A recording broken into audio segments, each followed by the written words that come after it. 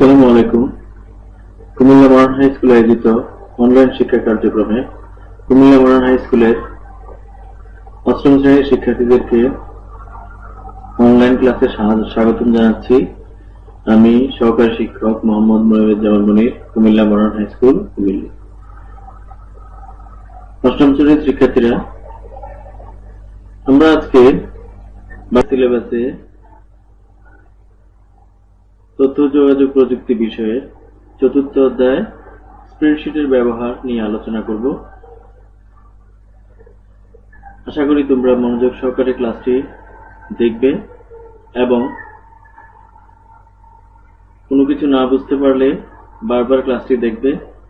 এরপরে যদি না বুঝতে পারো তাহলে যেই পাঠ বা যেই টপিক বুঝতে পারবে না সেই টপিকসের নির্দিষ্ট প্রশ্ন তৈরি করবে, সেই প্রশ্ন কমেন্টসে দিবে বা আমার সাথে যোগাযোগ করবে সেই প্রশ্নের উত্তরগুলো জানার জন্য। তাছাড়া আমি চেষ্টা করব সেই প্রশ্নগুলো আঙ্গিকে একটি ক্লাস অনলাইনে দিতে। আর ভালো করে বুঝতে হলে বারবার পড়ার, চ্যাপ্টারটি বারবার পড়ার কোনো বিকল্প নেই।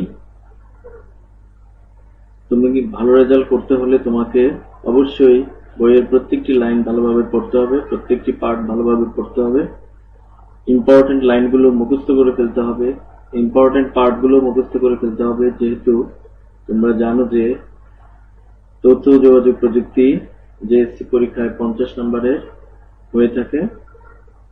এর মধ্যে 25 নম্বরের সংক্ষিপ্ত প্রশ্নের উত্তর দিতে হয়, 8টি প্রশ্ন থেকে 5টি প্রশ্নের উত্তর দিতে হবে এবং বাকি 25 নম্বরের নৈবেত্তিক বা অবজেক্টিভ কোয়েশ্চেন আসবে।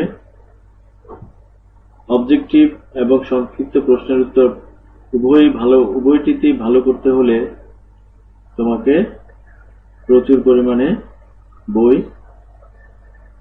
পড়তে হবে, অর্থাৎ বারবার পড়তে হবে।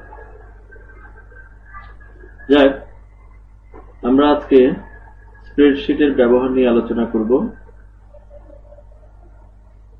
স্প্রেডশিটের ব্যবহারের আগে তোমাদেরকে অবশ্যই বুঝতে হবে যে স্প্রেডশিটটা কি। স্প্রেডশিটটা হলো কম্পিউটারে হিসাব নিকাশের প্রোগ্রাম। সেই প্রোগ্রামগুলো আমরা বিভিন্ন ফলাফল নির্ধারণী কাজে, বিভিন্ন হিসাব নিকাশের কাজে ব্যবহার করি।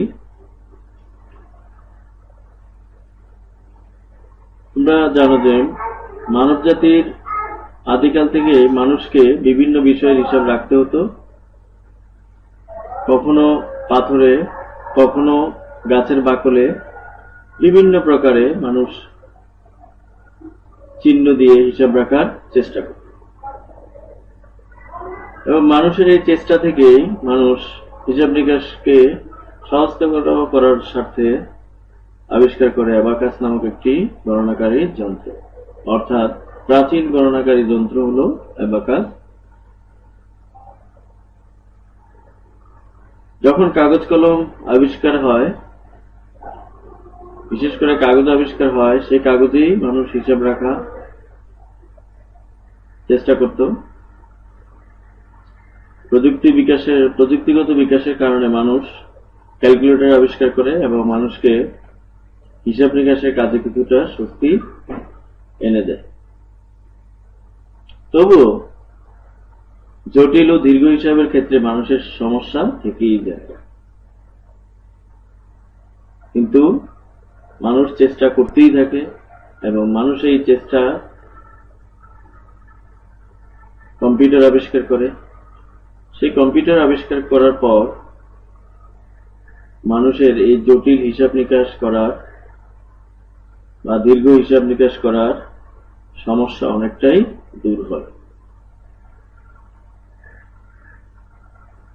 এখন কম্পিউটারে হিসাব নিকাশ করতে হলে কিছু হিসাব নিকাশের সফটওয়্যার প্রয়োজন। এই সফটওয়্যারগুলোকেই সাধারণত স্প্রেডশিট বলা হয়ে থাকে। স্প্রেডশিটের আবেদনিক অর্থ হল ছড়ানো বড় মাপের কাগজ। ব্যবসা প্রতিষ্ঠানের আর্থিক হিসাব সংরক্ষণের জন্য, বিভিন্ন ধরনের পরীক্ষার ফলাফল নির্ধারণের জন্য, এছাড়া বিভিন্ন অফিস আদালতের জটিল জটিল হিসাব নিকাশ করার জন্য এই ধরনের স্প্রেডশিট ব্যবহার করা হয়। সাধারণত এই ধরনের স্প্রেডশিটের ছক কাগজে একটা ব্যবসা প্রতিষ্ঠানের পূর্ণাঙ্গ হিসাব তুলে ধরা সম্ভব।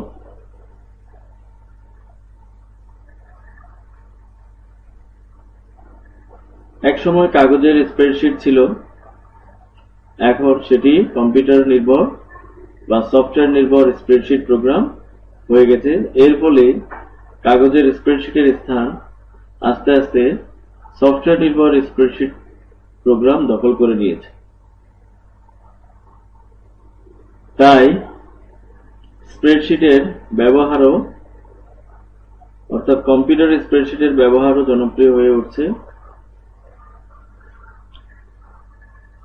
70-এর দশকে শেষের দিকে অ্যাপল নামক কোম্পানি ভিসি ক্যালক নামক সর্বপ্রথম ভিসি ক্যালক নামক স্প্রেডশিট সফটওয়্যার উদ্ভাবন করে। পরবর্তীকালে বিল গেটসের মাইক্রোসফট কোম্পানি মাইক্রোসফট এক্সেল নামক স্প্রেডশিট প্রোগ্রাম তৈরি করে। পর্যায়ক্রমে ওপেন অফিস ক্যালক, কে স্প্রেডশিট নামের স্প্রেডশিট সফটওয়্যার উদ্ভাবিত হয়। বর্তমানে সবচেয়ে বেশি ব্যবহৃত জনপ্রিয় স্প্রেডশিট সফটওয়্যার হলো মাইক্রোসফট কোম্পানির এক্সেল।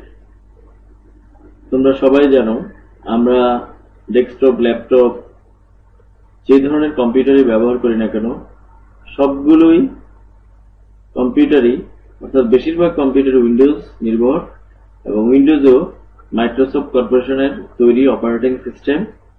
মাইক্রোসফট কর্পোরেশনের তৈরি অপারেটিং সিস্টেম যেমন জনপ্রিয়, তেমনি তাদের আবিষ্কৃত অফিস প্যাকেজ সফটওয়্যার ও জনপ্রিয়, এবং অফিস প্যাকেজ সফটওয়্যারেরই একটি অন্যতম এক্সিকিউটিভ প্রোগ্রাম হলো মাইক্রোসফট এক্সেল। তাই মাইক্রোসফট এক্সেল যেহেতু উইন্ডোজের মতো ব্যবহার করা মোটামুটি সহজ, সেজন্য এই স্প্রেডশিট সফটওয়্যারটি সবচেয়ে বেশি ব্যবহৃত হচ্ছে এবং জনপ্রিয় হয়ে উঠেছে। আমরা এভাবেই পর্যায়ক্রমে পাওয়ার পয়েন্ট স্লাইডের মাধ্যমে বোঝার চেষ্টা করব।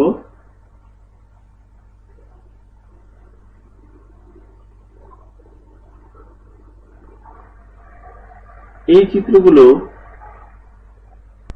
অর্থাৎ এই দুটো চিত্র যদি তোমরা লক্ষ্য করো, তাহলে তোমরা কি দেখতে পাও? দুজন লোক দুটি চিত্রে দু ধরনের কম্পিউটারে কাজ করছে। একটি হলো ডেস্কটপ কম্পিউটার, একটি ল্যাপটপ কম্পিউটার। কিন্তু তোমরা দেখো, দুটো কম্পিউটারের মধ্যে স্প্রেডশিট প্রোগ্রাম ব্যবহার করা হচ্ছে। তার মানে তারা কাগজের স্প্রেডশিট ব্যবহার না করে কম্পিউটার নির্ভর স্প্রেডশিট প্রোগ্রাম ব্যবহার করছে তাদের হিসাব নিকাশ সঠিকভাবে এবং দ্রুত গতিতে করার জন্য। এখন আমাদেরকে যদি প্রশ্ন করা হয় যে হিসাব নিকাশের জন্য কোন প্রোগ্রাম ব্যবহার করা হয়, তখন আমরা অনায়াসই বলবো মাইক্রোসফট এক্সেল। কারণ মাইক্রোসফট এক্সেল হচ্ছে সবচেয়ে জনপ্রিয় এবং বহুল ব্যবহৃত স্প্রেডশিট প্রোগ্রাম। এই দুটো চিত্র লক্ষ্য করলে আমরা দেখতে পাই, দুটো চিত্রের ব্যক্তিগুলো অত্যন্ত হাস্যোজ্জ্বল অবস্থায় আছে, কারণ তারা তাদের বড় বড় কোম্পানিগুলোর হিসাব নিকাশ স্প্রেডশিটের মাধ্যমে করে ফেলেছে। এতে তাদের হিসাব নিকাশ দ্রুত এবং নির্ভুল হয়েছে, এজন্য তাদের মুখে হাসি ফুটে উঠেছে। কিন্তু যদি এই হিসাব নিকাশ কাগজ নির্ভর হতো, তাহলে অবশ্যই সেখানে ভুলভ্রান্তি হতো এবং তাদের মুখের এই হাসি থাকতো না, সেখানে তাদের মুখ থাকতো মলিন। তাহলে আমাদেরকে এই পরিপ্রেক্ষিতে যদি প্রশ্ন করা হয় যে কম্পিউটারে কিসের মাধ্যমে হিসাবের কাজ দ্রুত ও নির্ভুলভাবে করা যায়, আমরা সহজেই বলবো যে স্প্রেডশিট সফটওয়্যার ব্যবহারের মাধ্যমে হিসাবের কাজ দ্রুত ও নির্ভুলভাবে করা যায়। এবার আমরা দেখব স্প্রেডশিট সফটওয়্যারের বহুল ব্যবহারের ক্ষেত্র সমূহ। কি কি ক্ষেত্রে স্প্রেডশিট ব্যবহার করা যায় তোমরা বলতে পারবে? দেখো, যে কোনো গাণিতিক হিসাবে স্প্রেডশিট সফটওয়্যার ব্যবহার করা যায়। আমরা সাধারণত যোগ, বিয়োগ, গুণ, ভাগ এই সকল অঙ্ক অনেক বেশি করে থাকি। এই সকল অঙ্ক সহ অন্যান্য যত গাণিতিক হিসাব আছে, সব ধরনের গাণিতিক হিসাবের জন্যই নির্ভরযোগ্য প্রোগ্রাম হলো স্প্রেডশিট প্রোগ্রাম। চিত্র দেখলে তোমরা বুঝতে পারবে যে একটি কলামের B2 সেলের মধ্যে 2000 এবং C2 সেলের মধ্যে 5000 দেওয়া আছে এবং D2 সেলের মধ্যে যোগফল দেওয়া আছে 7000। তোমরা হয়তো মনে করেছো যে এই যোগটি এমনিতেই বসিয়ে দেওয়া আছে, কিন্তু আসলে না, এর জন্য একটি যোগ্য সূত্র ব্যবহার করা হয়েছে। এভাবে বিভিন্ন ধরনের ব্যবসায়িক হিসাব নিকাশ বা ব্যবসায়িক তুলনা করতে আমরা স্প্রেডশিট ব্যবহার করতে পারি। ক্রিকেট খেলা একটি জনপ্রিয় খেলা, সেই খেলার প্রত্যেকটি ধাপেই ব্যবহার করা হয় স্প্রেডশিট সফটওয়্যার। যেমন চিত্রে বেশ কিছু দলের খেলার পয়েন্টের তালিকা এবং নেট রান রেটের তালিকা তুলে ধরার জন্য স্প্রেডশিট ব্যবহার করা হয়েছে। এছাড়া পরিসংখ্যান অফিস সহ সব ধরনের অফিস আদালতে গাণিতিক হিসাবই এখন মাইক্রোসফট এক্সেল বা স্প্রেডশিট সফটওয়্যারের মাধ্যমে করা হয়ে থাকে। শুধু এই নয়, স্প্রেডশিটের ব্যবহারের আরো ক্ষেত্র রয়েছে, যেমন গবেষণার ক্ষেত্রে ব্যাপকভাবে স্প্রেডশিট ব্যবহার করা হয়। বর্তমানে আমাদের দেশে যে সকল পরীক্ষা চালু আছে, পিএসসি, জেএসসি, এসএসসি, এইচএসসি সহ নানা ধরনের পরীক্ষা, সকল পরীক্ষার রেজাল্টেই এখন তৈরি করা হয় স্প্রেডশিট প্রোগ্রামের মাধ্যমে। ফলে রেজাল্ট প্রকাশ করতে এখন আর ব্যাগ পেতে হয় না, কষ্ট করতে হয় না, খুব সহজেই ফলাফল খুব দ্রুত বের করে ফেলা যায়। তাছাড়া প্রতি বছর জুন মাসে যে বাজেট ঘোষণা করা হয়, সেই বাজেট ঘোষণা করার জন্য স্প্রেডশিট হলো একটি অন্যতম প্রোগ্রাম। এই স্প্রেডশিট ব্যবহার করে খুব দ্রুতভাবে বাজেট ঘোষণা করা হয় বা বাজেটের পরিকল্পনা করা হয়। এছাড়া বাংলাদেশের পরিকল্পনা মন্ত্রণালয়ের বার্ষিক পরিকল্পনা তৈরি করতেও স্প্রেডশিট ব্যবহার করা হয়।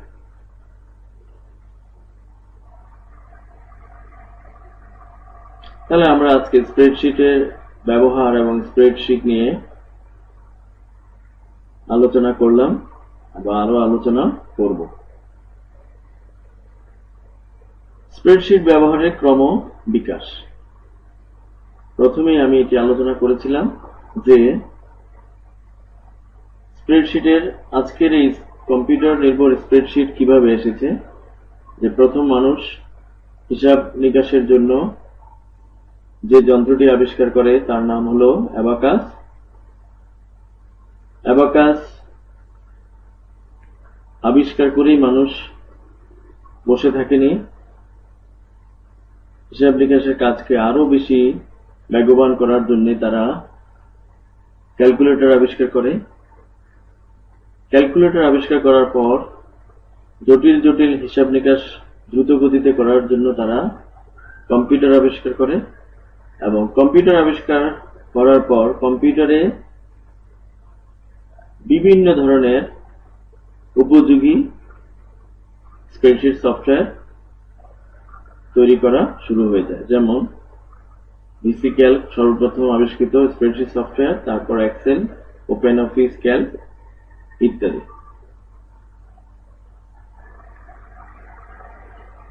এবার আমরা দেখব স্প্রেডশিট সফটওয়্যার খোলার নিয়ম।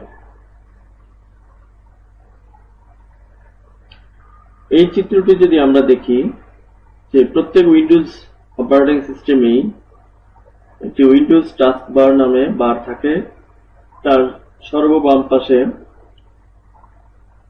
স্টার্ট নামক একটি বাটন থাকে। সেই বাটনে যদি তোমরা ক্লিক করো তাহলে একটি ডায়ালগ বক্স আসবে।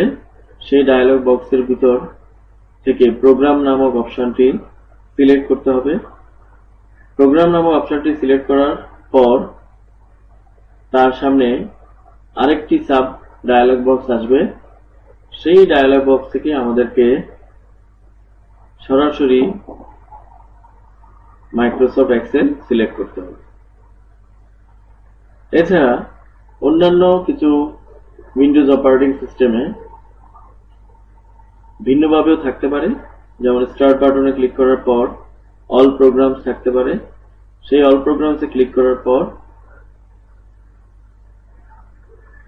মাইক্রোসফট অফিস নামক একটি অপশন থাকতে পারে। সেটিতে ক্লিক করার পর নিচে মাইক্রোসফট অফিস নির্ভর সমস্ত প্রোগ্রামগুলো বের হবে। সেখান থেকে আমরা মাইক্রোসফট এক্সেল সিলেক্ট করে নেব। অর্থাৎ মাইক্রোসফট এক্সেল খুলতে হলে আমাদেরকে প্রথমে স্টার্ট বাটনে ক্লিক করতে হবে, তারপরে প্রোগ্রাম বা অল প্রোগ্রামস, তারপর মাইক্রোসফট অফিস, সেখান থেকে মাইক্রোসফট এক্সেল এর 2007, 2013, 2016 বা 2003 ইত্যাদি ভার্সন আমরা সিলেক্ট করব। সিলেক্ট করে ক্লিক করব। ক্লিক করলেই আমাদের সামনে মাইক্রোসফট এক্সেল এর এই ধরনের ইন্টারফেস আসবে। তাহলে স্প্রেডশিট ও স্প্রেডশিট সফটওয়্যার কি? এই প্রশ্নের উত্তরে আমরা বলতে পারি স্প্রেডশিটের আবিধানিক অর্থ হলো ছড়ানো বড় মাপের কাগজ বা পাতা। স্প্রেডশিট ডাটা অ্যানালাইসিস সফটওয়্যার হলো মাইক্রোসফট এক্সেল। এক্সেলের সাহায্যে গাণিতিক সমস্যার সমাধান, তথ্য ব্যবস্থাপনা এবং নিখুঁতভাবে গ্রাফ তৈরি করা যায়।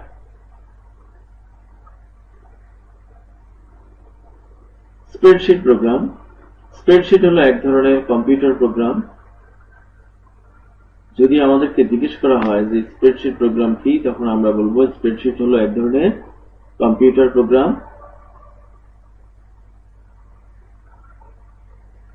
রেজিস্টার খাতার পৃষ্ঠার ন্যায় এখানে অনেকগুলো ওয়ার্কশিট থাকে। এই ওয়ার্কশিট গুলোকে একসাথে ওয়ার্কবুক বলা হয়। অর্থাৎ একটি ওয়ার্কবুকে অনেকগুলো ওয়ার্কশিট থাকে। না থাকলেও আমরা নতুন করে খুলতেও পারি। তাহলে অনেকগুলো ওয়ার্কশিটের সমন্বয়ে একটি ওয়ার্কবুক তৈরি করা হয়। একটি ওয়ার্কশিটে অনেকগুলো সারি ও কলাম থাকে। কলামের শিরোনাম সাধারণত এ, বি, সি, ডি দিয়ে প্রকাশ করা হয়। সারি শিরোনাম 1, 2, 3 ইত্যাদি দিয়ে প্রকাশ করা হয়। যদি একটি কলামের শিরোনাম সি এবং একটি সারির শিরোনাম 2 হয়, তাহলে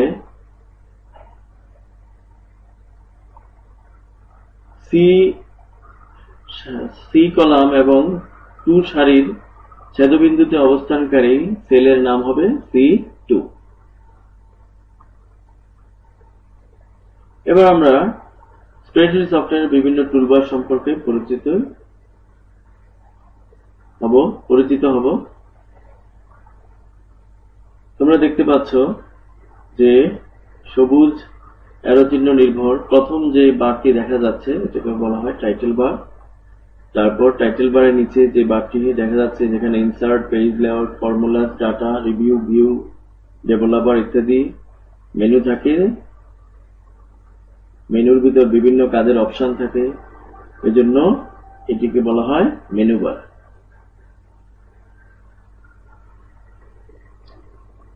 যেখানে সেলের নাম এই যে আয়তাকার ঘরগুলো, ছোট ছোট আয়তাকার ঘরগুলোকে, এক্সেল শিটের আয়তাকার ছোট ছোট ঘরগুলোকে বলা হয় সেল।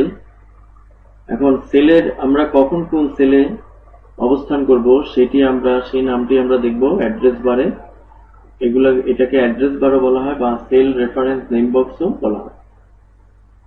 তাছাড়া এক্সেলে বিভিন্ন ধরনের গাণিতিক কাজ করার জন্য আমরা যে ফর্মুলা লিখব, সেই ফর্মুলা লেখার জন্য আমাদের একটি বার দেওয়া আছে।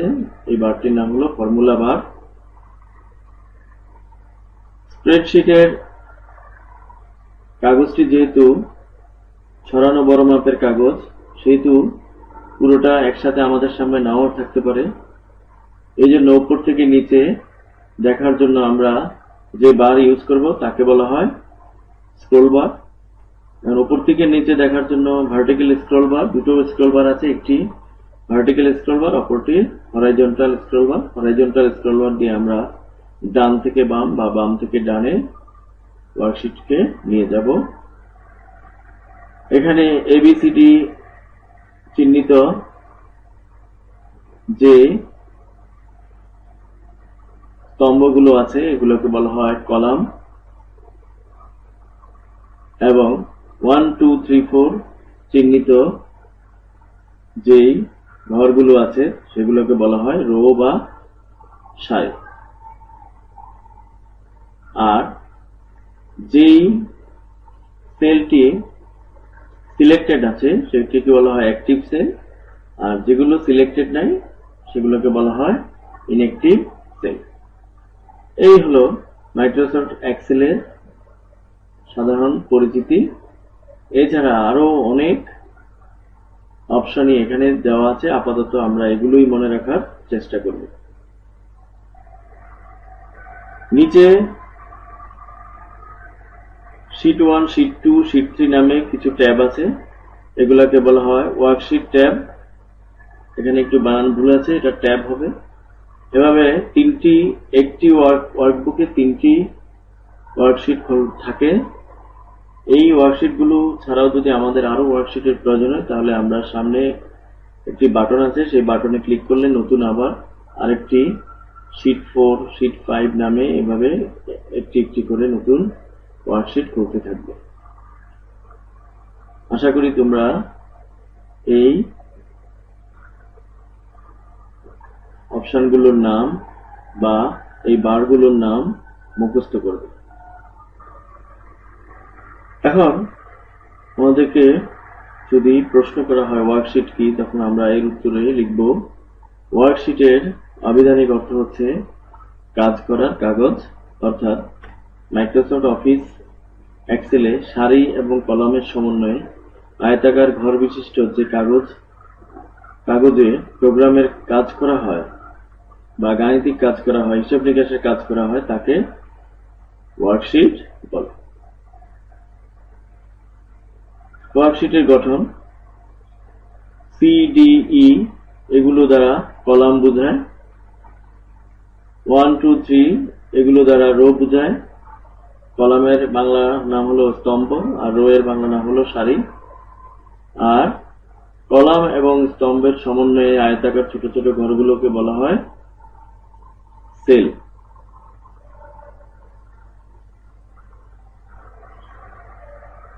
তাহলে উপর থেকে নিচে দিকে লম্বা ভাবে যে সারি থাকে তাকে কলাম বলে। কলামের ঠিকানা ABC ইত্যাদি দিয়ে প্রকাশ করা হয়। বাম দিক ডানে যে সারি থাকে তাকে রো বলে বা সারি বলে। রো এর ঠিকানা 1 2 3 ইত্যাদি দিয়ে প্রকাশ করা হয় এবং ছোট ছোট ঘরগুলোকে সেল বলা হয়।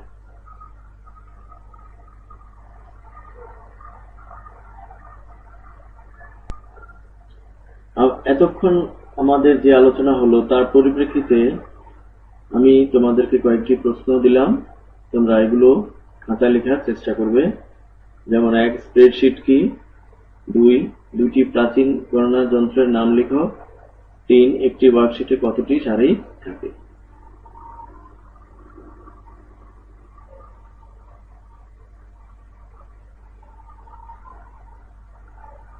ওয়ার্কশিটের ফাইল মেনু, আমরা মেনু বারের যে প্রথম মেনু তার নাম হলো ফাইল মেনুর পরিচিতি।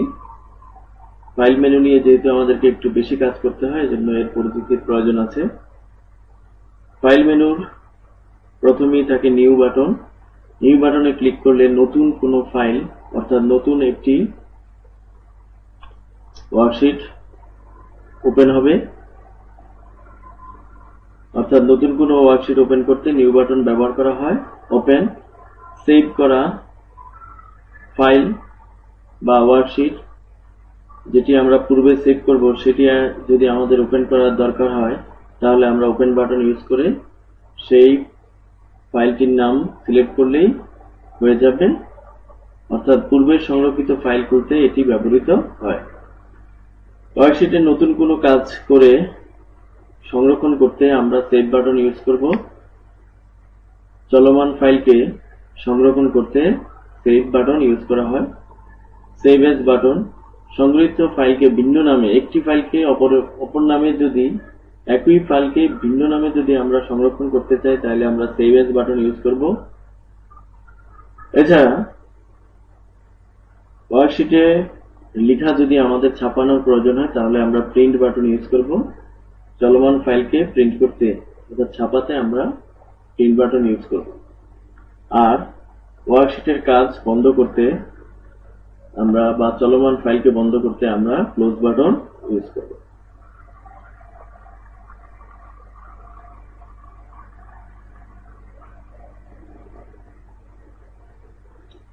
ওয়ার্কশিটে নতুন ওয়ার্কশিট খোলার জন্য আমরা নিউ বাটনে ক্লিক করব। প্রথমে আমরা এই বাম দিকে সর্ববামের উপরে অফিস বাটনে ক্লিক করতে হবে, সেখান থেকে নিউ বাটনে ক্লিক করতে হবে এবং তারপর ব্ল্যাঙ্ক ওয়ার্কবুকে ক্লিক করতে হবে।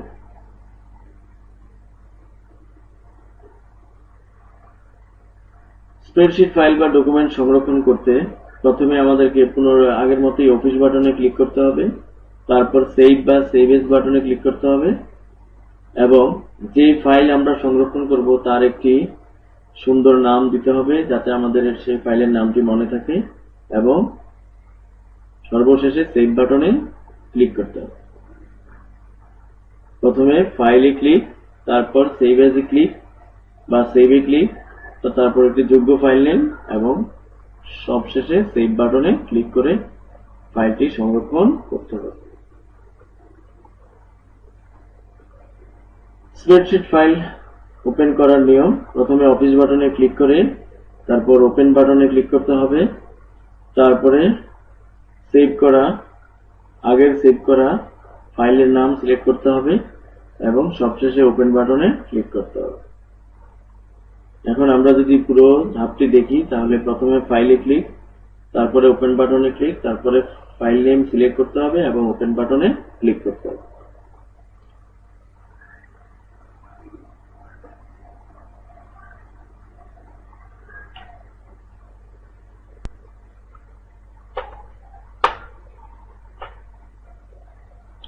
এবার আমরা আলোচনা করব স্প্রেডশিট ব্যবহারের সুবিধা এবং উদ্দেশ্য নিয়ে। এগুলো প্রশ্ন আকারে আসতে পারে। স্প্রেডশিট ব্যবহারের নানাবিধ সুবিধা। স্প্রেডশিট সফটওয়্যার ব্যবহারের মাধ্যমে হিসাবের কাজ দ্রুত ও নির্ভুলভাবে করা যায়। এর মাধ্যমে সহজ, কঠিন ও জটিল সকল ধরনের হিসাব করা যায়। এতে বিপুল পরিমাণ উপাত্ত নিয়ে কাজ করা যায়। সূত্র ব্যবহারের ফলে হিসাবের কাজ স্বয়ংক্রিয়ভাবে করা যায়। এর সাহায্যে পরীক্ষার ফলাফল খুব সহজেই তৈরি করা সম্ভব, কারণ এক একটি ওয়ার্কবুকে কমপক্ষে ৬৫,৫৩৬টি রো থাকে। এটা সব ভার্সনের সমান নয়, বর্তমানে যে ভার্সনগুলো আছে এগুলোতে আরো বেশি রো এর পরিমাণ থাকতে পারে। তোমরা ১ থেকে লাস্ট পর্যন্ত যদি যাও তাহলে তোমরা বুঝতে পারবে যে রো এর মোট সংখ্যা কত। ঠিক একইভাবে আমরা কলামের সংখ্যাও বের করতে পারি এবং কলামের সংখ্যা এবং রো এর সংখ্যা গুণ করলে আমরা সেলের সংখ্যাও বের করতে পারি। স্প্রেডশিট ব্যবহারের উদ্দেশ্য। স্প্রেডশিট প্রোগ্রামের মাধ্যমে একটা ওয়ার্কশিটে সব ধরনের উপাত্ত প্রবেশ করানো হয়, ফলে যে কোনো ধরনের যে কোনো সংখ্যক উপাত্ত অল্প সময়ে সম্পাদন করা, হিসাব করা, বিশ্লেষণ করা এবং প্রতিবেদন তৈরি করার কাজ স্প্রেডশিট প্রোগ্রামের মাধ্যমে করা যায়। এই দুটোই প্রশ্ন আকারে আমাদের পরীক্ষায় আসতে পারে, যেমন স্প্রেডশিট ব্যবহারের নানাবিধ সুবিধাগুলো বর্ণনা করো বা স্প্রেডশিট ব্যবহারের উদ্দেশ্যগুলো কি কি।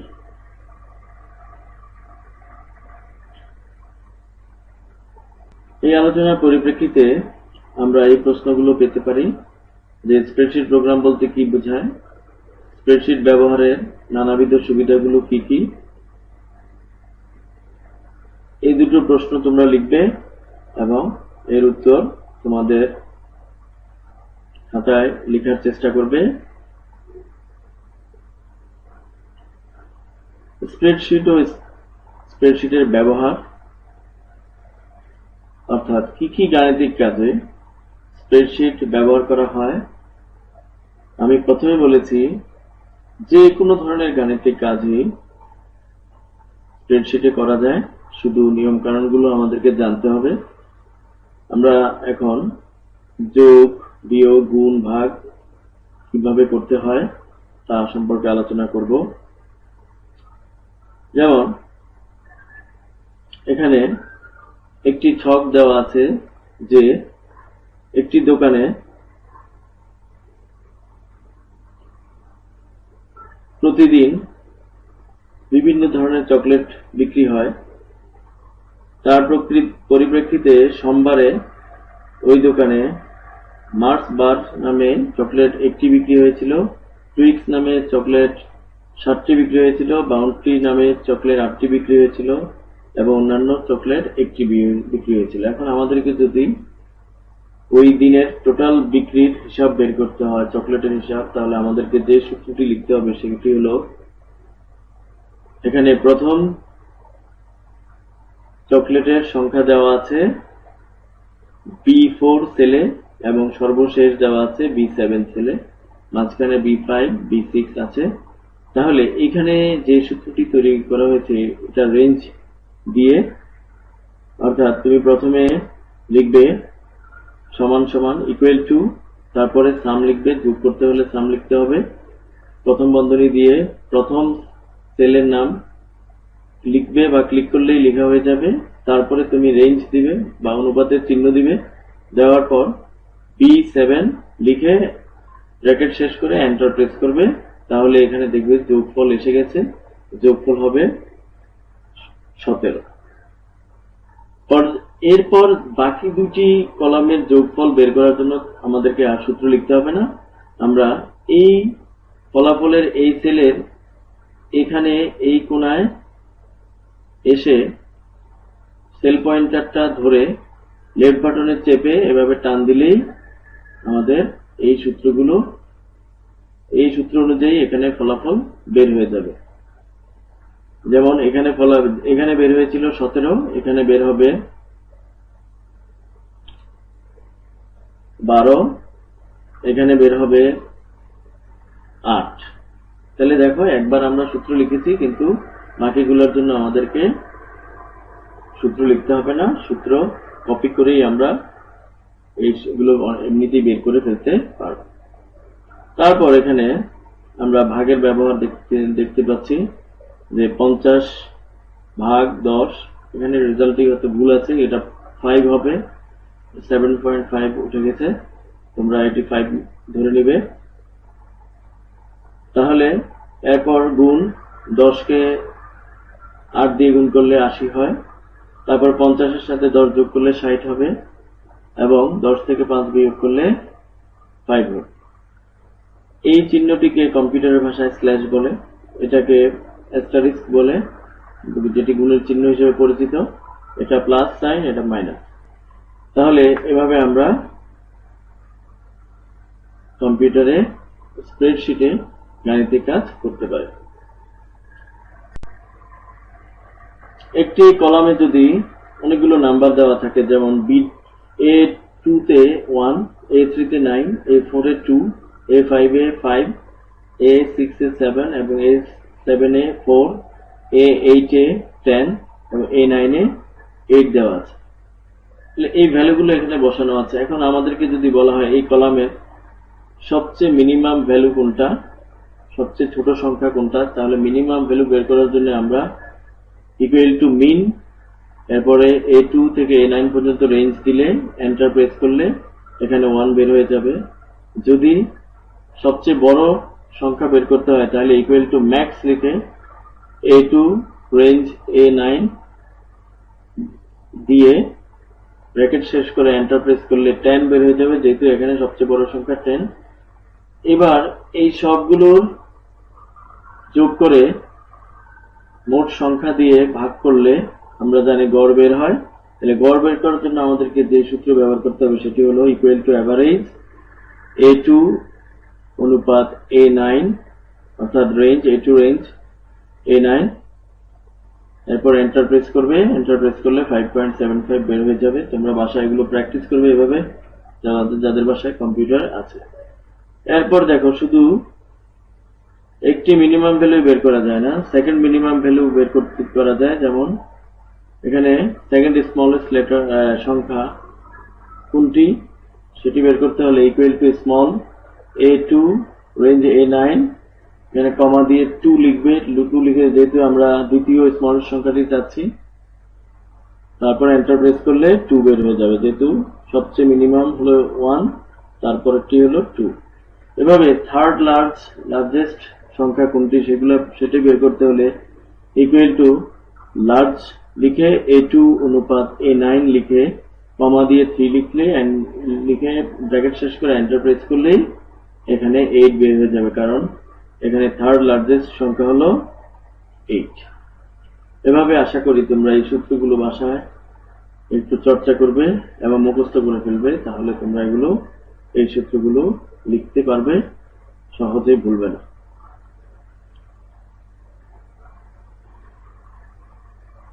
স্প্রেডশিট ও স্প্রেডশিটের ব্যবহারে আমরা এবার দেখছি একটি ফলাফল, যে স্টুডেন্ট নেম, সে ল্যাব 1 এ কাজ করে 20 নম্বর পেয়েছে, ল্যাব 2 তে কাজ করে 20 নম্বর পেয়েছে, প্রথম পরীক্ষায় 80 পেয়েছে, দ্বিতীয় পরীক্ষায় 80 পেয়েছে। তাহলে তার টোটাল নাম্বার কত হয়? টোটাল নাম্বার বের করার জন্য আমরা এর আগে দেখেছি ইকুয়াল টু সাম।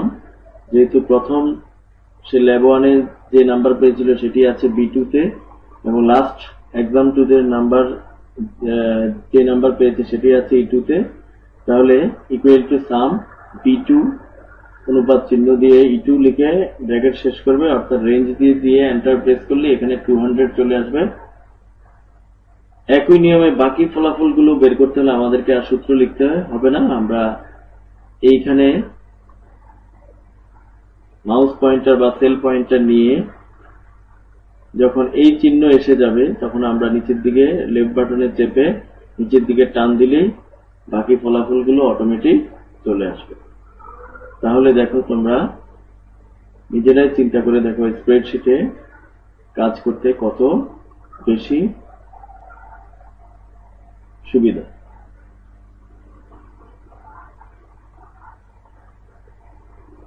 সাধারণত গাণিতিক কাজে স্প্রেডশিট ব্যবহার করা হয় আমরা জানি। স্প্রেডশিটের সাহায্যে অনেক ধরনের গাণিতিক কাজই করা যায়। যোগ করতে হলে স্প্রেডশিটের এক্সেলে দুইভাবে যোগ করা যায়। একটি হলো স্বয়ংক্রিয়ভাবে যোগ, যেটি এই ধরনের চিহ্নতে ফর্মুলা বারে দেওয়া আছে, এটাকে বলে সাম চিহ্ন। এই সাম চিহ্নের মান হলো অটো সাম। যে সূত্রটি আমরা আগে লিখেছি সেই সূত্রটি আমাদের আর লিখতে হবে না, এটা অটোমেটিক্যালি এই বাটনে ক্লিক করলে লেখা হয়ে যাবে। এটাকে বলা হয় স্বয়ংক্রিয়ভাবে যোগ করা। আরেকটি হলো আমরা নিজেরা যোগ করা। নিজেরা যোগ করতে হলে সূত্র নিজেরা লিখতে হবে, এই একই সূত্র নিজেরা লিখতে হবে, লিখে আমরা ফলাফল পেতে পারি, অথবা আমরা সরাসরি অটোসাম রেঞ্জ দিয়ে অটোসাম দিলে প্রকৃত সেলে নিয়ে রেজাল্টের সেলে নিয়ে অটোসামে ক্লিক করলেই আমরা যোগফল পেয়ে যাব। বিয়োগ করার ক্ষেত্রে আমরা যদি চিন্তা করি, যেমন A1 সেলের মধ্যে মান আছে 25, তার থেকে B1 সেলের মান 12 বিয়োগ করতে হবে। তাহলে আমরা সরাসরি এই সূত্রটি লিখে দিলেও বিয়োগ হয়ে যাবে, যে equal to A1 minus B1। A1 এ যে মান আছে সেখান থেকে B1 এর মানের বিয়োগ, এই সূত্রটা লিখে এন্টার প্রেস করলেই এখানে ফলাফল এসে যাবে 13। তোমরা সূত্রটি ভালো করে দেখে নাও এবং বোঝার চেষ্টা করো। স্প্রেডশিট প্রোগ্রামের আরেকটি অন্যতম অপশন হলো এর মধ্যে ডায়াগ্রাম বা গ্রাফ সৃষ্টি করা যায় বা তৈরি করা যায়। যে কোনো প্রকারের কতগুলো মান দিয়ে তাদের মধ্যে তুলনা বা পার্সেন্টেজ বের করার জন্য আমরা ডায়াগ্রাম বের করতে পারি। কারণ আমরা ডায়াগ্রাম দেখলে অনায়াসেই যে কোনো ব্যক্তি বুঝে ফেলবে যে কোন ডায়াগ্রামের সবচেয়ে উচ্চ স্তর এবং নিম্ন স্তরের যে ধাপগুলো যা নির্দেশ করবে তা বোঝা যে কোনো ব্যক্তির জন্য খুবই সুবিধা হয়। যেমন আমরা যদি একটি এলাকার জেএসসি পরীক্ষা, কয়েকটি স্কুলের জেএসসি পরীক্ষার ফলাফলের চিত্র যদি ডায়াগ্রাম আকারে প্রকাশ করি, এখানে যে ডায়াগ্রামটি আছে এই ডায়াগ্রামটি দেখলে যে কোনো ব্যক্তি, যদি এখানে স্কুলের নাম নেই, যে কোনো ব্যক্তি বুঝবে যে সবুজ চিহ্নিত কলাম দিয়ে বোঝা যাচ্ছে যে এই স্কুলের রেজাল্ট সবচেয়ে ভালো, তারপর কমলা রঙের কলামের রেজাল্ট, তারপর এই নীল রঙের স্তম্ভের নীল রঙের কলামের স্কুলের রেজাল্ট, তারপর লাল রঙের কলামের স্কুলের রেজাল্ট। তাহলে দেখা যাচ্ছে এভাবে আমরা ডায়াগ্রামের মাধ্যমে খুব সহজেই যে কোনো তুলনা, যে কোনো জিনিসের তুলনা বা যে কোনো প্রতিষ্ঠানের তুলনা করতে পারি। তাহলে স্প্রেডশিট বা ডায়াগ্রাম কি? ডায়াগ্রাম ওয়ার্কশিটের সংখ্যা জাতীয় তথ্যাবলীকে চিত্রের মাধ্যমে উপস্থাপন করাকে বলে। ডায়াগ্রাম হলো ওয়ার্কশিটের সংখ্যা জাতীয় তথ্যাবলীকে চিত্রের মাধ্যমে উপস্থাপন করা বা প্রকাশ করাকে বোঝায়। ডায়াগ্রাম অঙ্কন পদ্ধতি, এখানে বোর্ড প্রেজেন্ট অর্থাৎ 2005 সালে এসএসসি পরীক্ষায় পাশের হার, এটা বানানটি ভুল হয়েছে, এখানে হার হবে। কারণ ঢাকা বোর্ডে 86, কুমিল্লা বোর্ডে 60, যশোর বোর্ডে 95, রাজশাহী বোর্ডে 71। এভাবে যদি দেওয়া হয়, অনেকে আমরা যারা একটু লেখাপড়া জানি তারা হয়তো বুঝবো, কিন্তু যারা লেখাপড়া কম জানে তাদের জন্য বোঝা কঠিন হবে। কিন্তু এটি যদি স্তম্ভ আকারে দেওয়া হয়,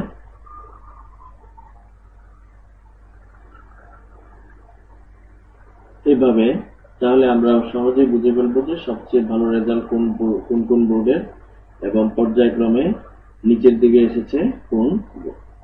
এখন ডায়াগ্রাম যদি তৈরি করতে হয় তাহলে আমাদেরকে কোন ধাপ, এই প্রথমে আমাদের এইরকম ছক তৈরি করতে হবে। ছক তৈরি করার পর এই ছকটি সিলেক্ট করতে হবে। দেখো কালো হয়ে আছে, তার মানে আমরা সিলেক্ট করেছি।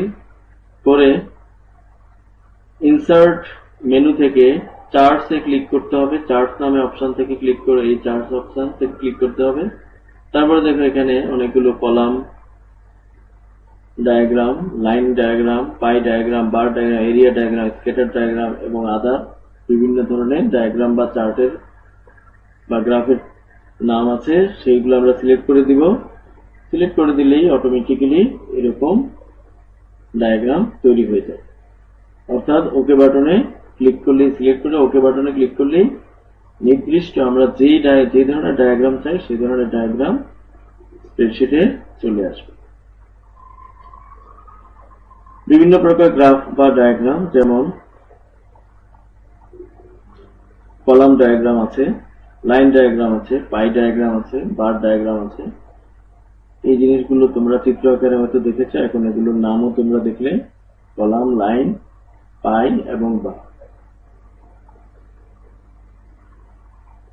এছাড়া আরো নানা ধরনের চার্ট বা গ্রাফ বা ডায়াগ্রাম কম্পিউটারে বিদ্যমান। এখন তোমাদেরকে আমি একটি কাজ দিলাম যে তোমাদের বিদ্যালয়ের 5 জন শিক্ষার্থীর আইসিটি পরীক্ষা প্রাপ্ত নম্বর এখানে দেওয়া আছে। যেমন আব্দুল্লাহ পেয়েছে 47, রহিমা পেয়েছে 43, জেবা পেয়েছে 42, মল্লিকা 45, দীপক 41, রনি 45।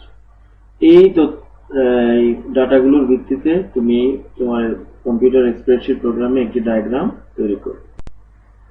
এবার আমরা আসবো মূল্যায়নে। এতক্ষণ আমরা যা যা আলোচনা করেছি সেই আলোচনার পরিপ্রেক্ষিতে কিছু প্রশ্ন, তোমাদের অবজেক্টিভ প্রশ্ন। তোমরা আগে হয়তো শর্ট কোয়েশ্চেন গুলো দেখেছ, অর্থাৎ সংক্ষিপ্ত প্রশ্নগুলো দেখেছ। এখন আমরা পরীক্ষার আরেকটি ধাপ, যে অবজেক্টিভ প্রশ্ন কিরকম আসতে পারে সেই অবজেক্টিভ প্রশ্ন এখানে দেখব। যেমন এক্সেলে যোগ কতভাবে করা যায়, আশা করি তোমরা পারবে। ডায়াগ্রাম কোন রিবনে থাকে, এক্সেলে কয়ভাবে যোগ করা যায়, নিশ্চয়ই 2 ভাবে। ডায়াগ্রাম কোন রিবনে থাকে, আমরা কোথা থেকে বের করতে দেখেছি ডায়াগ্রাম, ইনসার্ট মেনুতে।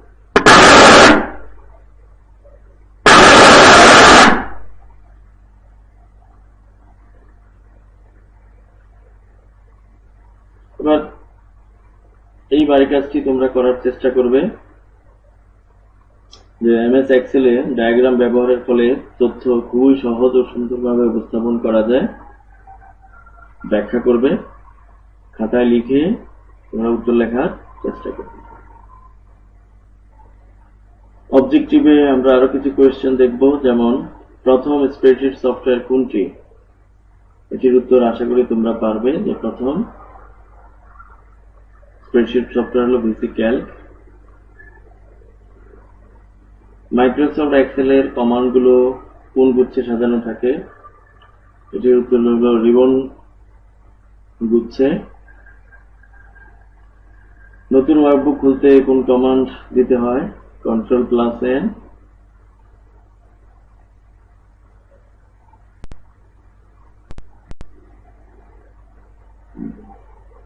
যেহেতু তোমরা দলে নাই, তারপরে ওই প্রশ্নের উত্তরগুলো তোমরা বাসায় লিখে উত্তর লেখার চেষ্টা করবে। স্প্রেডশিট ব্যবহারের ক্ষেত্রসমূহ, স্প্রেডশিট সফটওয়্যার ব্যবহারের উদ্দেশ্য ইত্যাদি এই প্রশ্নগুলো খাতায় লিখবে, লিখে উত্তর লিখবে।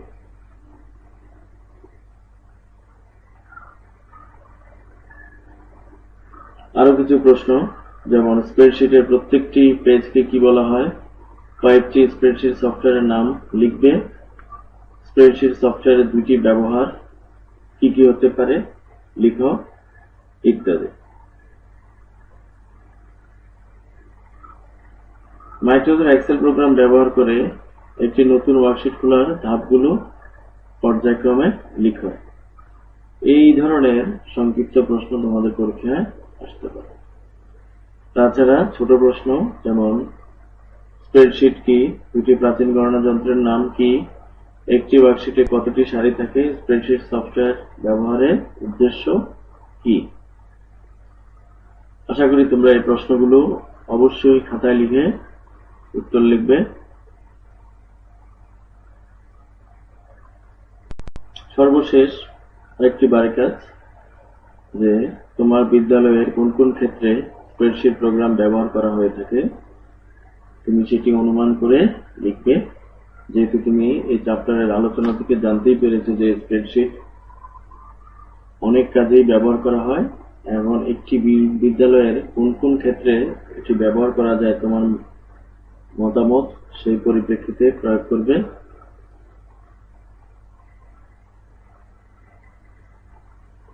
তারপর এই প্রশ্নের উত্তর দিবে যে স্প্রেডশিট ব্যবহারের 5টি ক্ষেত্র তুমি বর্ণনা করবে। খাতায় লিখে উত্তর লিখবে। যাক, এতক্ষণ আমরা অনেক আলোচনাই করলাম। আশা করি তোমরা এই অধ্যায়টি ভালোভাবে বুঝতে পারবে।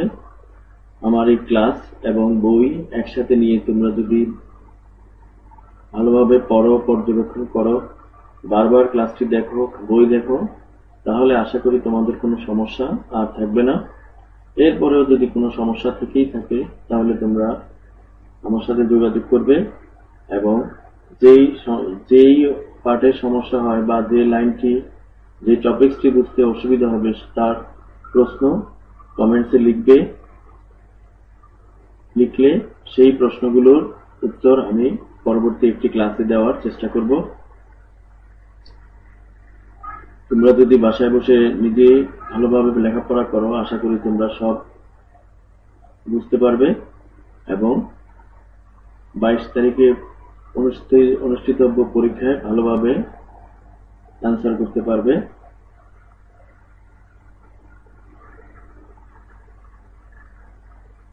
আশা করি তোমরা ভালোভাবে বুঝতে পেরেছো। তো আজকে আর কথা না বাড়িয়ে